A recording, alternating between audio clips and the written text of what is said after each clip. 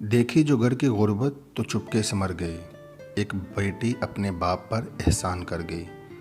मेरे मुल्क में मिडिल क्लास तबके की बेटियां बाप की दहलीज पर बैठी बूढ़ी हो रही हैं और सारी ज़िंदगी कमा कर भी इनके वालिदैन इतना नहीं कमा पाते कि डिमांड के मुताबिक जहेज़ देकर बेटी को रुखसत कर दें। दूसरी सूरत में वो वालिदैन जो डिमांड का जहेज़ देने की पोजीशन में हैं, वो लोग दामाद के लिए अच्छी नौकरी, अलहदा घर, गाड़ी और माहाना खर्च के साथ साथ इतनी शराइत रख देते हैं कि वो बेचारा लड़का सारी ज़िंदगी कंवारा रह जाता है। नेज़ लड़की हो या लड़का, दोनों के वालिदैन ये नहीं देखते कि इनकी औलाद शादी की उम्र को पहुंच चुकी है। वालिदैन बच्चों के मुतल्लिक फ़ैसला करने में इस हद तक खुद मुख्तार बन जाते हैं कि शरअ शरीयत पर भी नहीं गौर करते। अल्लाह ताला और नबी करीम सल्लल्लाहु अलैहि वसल्लम के अहकामात तक को पस्त डाल दिया जाता है। चंद दिन पहले जब सारा मुल्क दुआ ज़हरा नामी लड़की के वालिदैन से हमदर्दी कर रहा था, तो हमारे बस स्टॉप पर एक मांगने वाली औरत दुआ ज़हरा के हक़ पर करार दे रही थी। सब लोग इसे पागल या गंवार समझकर इग्नोर कर रहे थे, मगर मैं लिखारी होने के नाते तजस्सुस के मारे इस औरत के पास चला गया और इससे वजह पूछी कि दुआ ज़हरा केस किस तरह हक़ पर है। तो इसने जेब से एक कागज़ का टुकड़ा निकाल कर मुझे दिया, जिस पर टूटी फूटी उर्दू में लिखा था, मैं अपनी जिनसी ख्वाहिशात पर मज़ीद काबू नहीं रख सकती। मेरी उम्र 35 साल हो चुकी है। इस उम्र में वालिदैन की मर्ज़ी के ख़िलाफ़ कोई कदम उठाकर या हराम राह पर चलकर अपने वालिदैन को सज़ा नहीं दे सकती। इसलिए मैं हराम मौत मर रही हूँ और रोज़ जीते जी मरती लड़कियों के वालिदैन से इल्तिजा कर रही हूँ कि अगर आप अपनी बेटियों और इनकी अपनी पसंद से मुनासिब वक्त पर रुखसत नहीं कर सकते, तो इनको अपने हाथों से कत्ल कर दिया करें, ताकि वो मेरी तरह घुट घुट कर ना मरें।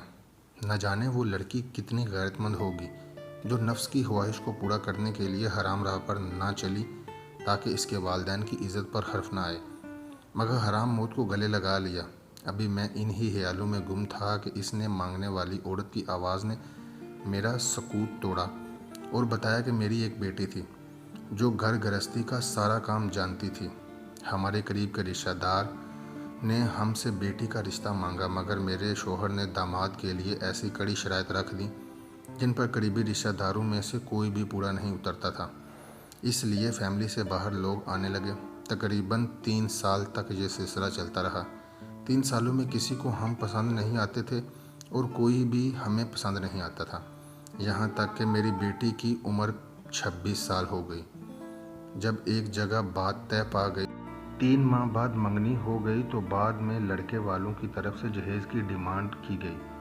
मैंने शोहर को लड़के वालों की डिमांड पूरी करने का मशवरा दिया, मगर मेरे शोहर ने मेरे रुकने के बावजूद रिश्ता तोड़ दिया और जहेज़ की फरमाइश पूरी ना की। यूँ मेरी बेटी 27 साल की हो गई। मज़ीद 1.5-2 साल इसी शशोपंज में गुजर गए तो अब मेरी बेटी की शादी की उम्र गुजरने लगी। फिर मेरे शोहर को भी कुछ फ़िक्र हुई। अब मेरे शोहर ने जहेज़ देने की हामी तो भर ली, मगर दूसरी तरफ मेरी बेटी जो 31वें साल में लग चुकी थी, इसे शादी के लिए अब कोई कंवारा लड़का तैयार नहीं था। कोई रिश्ता आता तो 2 या 3 बच्चों के बाप का आता, जिसकी बीवी मर गई होती या वो तलाक दे चुका होता। अब मेरे शोहर को ऐसे दामाद पसंद ना आते, यहाँ तक कि मेरी बेटी ने मुंह से बोलकर कहना शुरू कर दिया कि अब जैसा भी रिश्ता मिलता है आप हाँ कर दें। मेरी जवानी तो आपकी अना की भेंट चढ़ चुकी है, मगर बुढ़ापे का सहारा तो मिल जाए। मगर मेरा शोहर ना माना। यहाँ तक मेरी बेटी 35 साल की उम्र में कंवारी हालत में खुदकुशी कर गई और ये कागज़ पर लिख गई। इस कागज़ पर लिखा हुआ जब भी कोई पढ़ता है तो वो तुम्हारी तरह खामोश होकर सोच में डूब जाता है या फिर रोने लगता है। बेटा, जब से मेरी जवान बेटी हराम मौत मर गई है ना, तब से मुझे निकाह करके हलाल रिश्ता कायम कर लेने वाली लड़कियों से हमदर्दी होती है। भले ही इनके वालिदैन इनके फ़ैसले से खुश ना हों, मगर मैं इनको ढेरों दुआएं देती हूँ।